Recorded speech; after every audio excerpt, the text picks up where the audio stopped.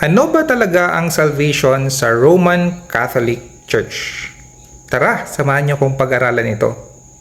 Sabi ni Pope Francis dito, nung pumunta siya sa Singapore this September 2024, all religions are paths to reach God.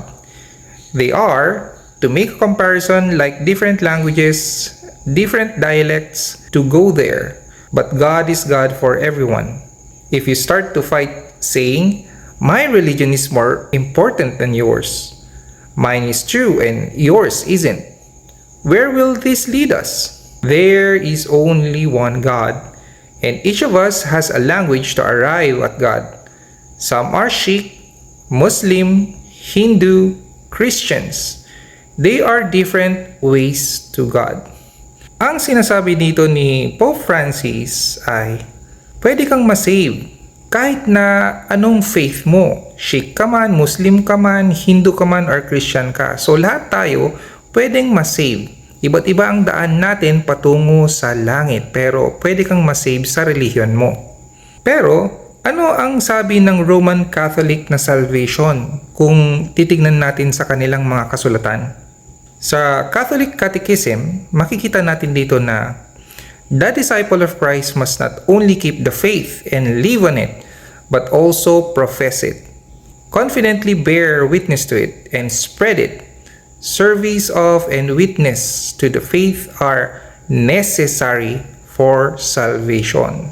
So dito pa lang, kinokontradict na ang sinabi ni Pope Francis dito sa official Catholic Catechism. Kasi sabi dito, dapat ispread mo yung faith mo as Roman Catholic. Tapos mag-serve ka din and mag-witness ka rin to the faith. Dahil kailangan to, necessary to para maligtas ka. Sabi rin dito sa Catholic Catechism on Sacraments, the Church affirms that for believers, the sacraments of the New Covenant are necessary for salvation. Kailangan mo daw i-observe yung mga sacraments, yung 7 sacraments ng Roman Catholic dahil kailangan to, necessary to para ma-save ka. Pero saan ba nila nakuha yung kanilang mga teachings? Sabi nila, ang Roman Catholic ay na-maintain nila yung mga teachings from the early church fathers.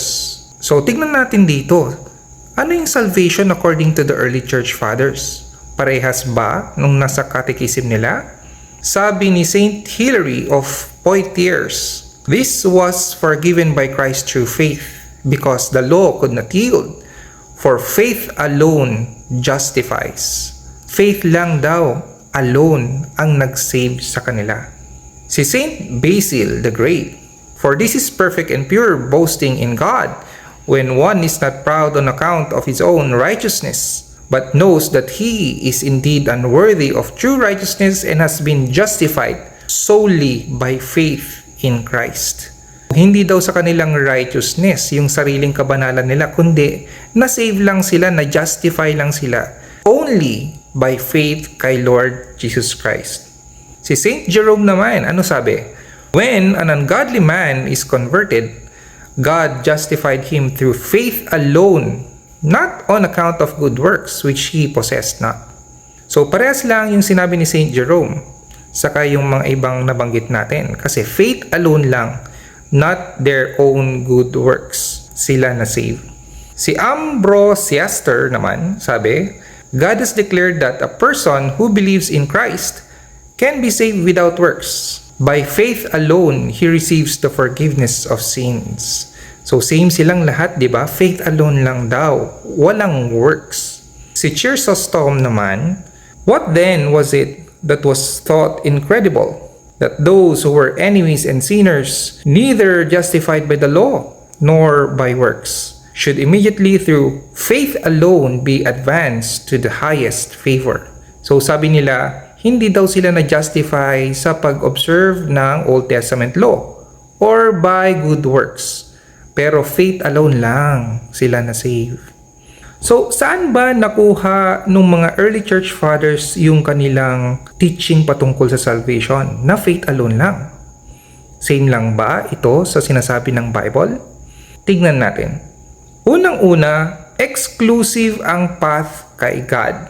Sabi dito sa John 14:6, Jesus said to him, I am the way, the truth, and the life. No one comes to the Father except through me. Walang makakapunta kay Father God except through Jesus Christ. Hindi pwede kay Muhammad, kay Buddha, kung sino mang relihiyon yan, kundi kay Lord Jesus lang. Exclusive lang ang papunta kay God. John 3:16 sabi, For God so loved the world that He gave His only begotten Son, that whoever believes in Him should not perish, but have everlasting life. So isa lang yung dapat mong gawin para masave ka. Mag-trust ka, mag-believe ka kay Lord Jesus Christ para hindi ka ma-perish or mapunta sa impyerno at magkakaroon ka ng everlasting life. Eternal life yan. Sabi rin sa John 5:24, Most assuredly I say to you, he who hears my word and believes in him who sent me has everlasting life and shall not come into judgment, but has passed from death into life. Kita nyo? Same lang din.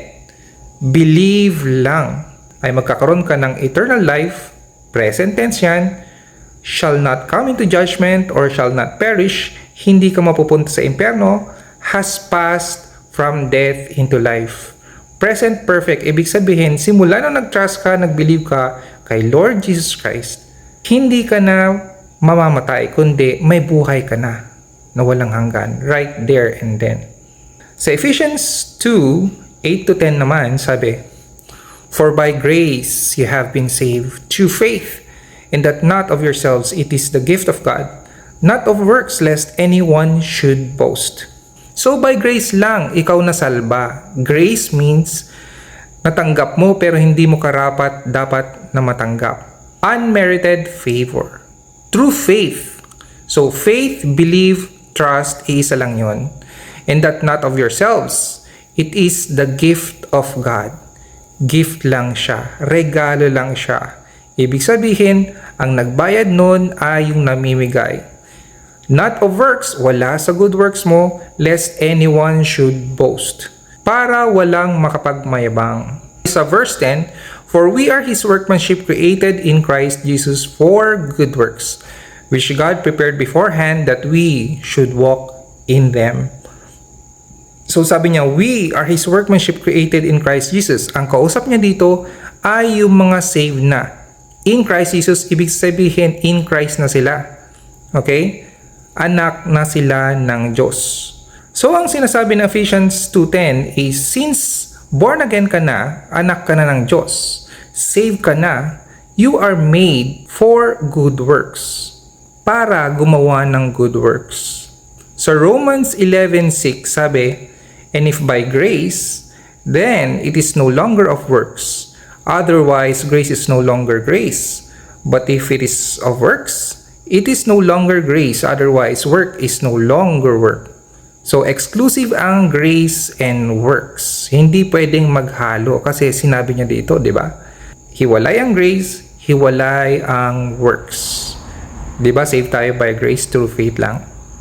Kaya sabi ng Philippians 3:9, And be found in Him, not having my own righteousness which is from the law, but that which is through faith in Christ, the righteousness which is from God by faith. So sinasabi ni Apostle Paul dito na hindi sa sarili kong kabanalan, kundi sa faith lang kay Lord Jesus Christ. Yung righteousness niya, yung galing sa Kanya through faith. So question, saan ka magtitiwala patungkol sa kaligtasan ng kaluluwa mo? Kay Pope ba? Na sinasabing kahit saang relihiyon ka, pwede kang masave sa sarili mong faith. Sa sinabi ba ng Catechism ng Roman Catholic na dapat ang dami mong sundin? Mag-good works ka, mag-evangelize ka, mag-serve ka, pati na pag-observe ng 7 sacraments? Or yung sinabi ng mga early church fathers kasi yun ang sinabi ng Bible. I hope naintindihan nyo ang ating short na Bible study. Sa muli po, God bless us all always.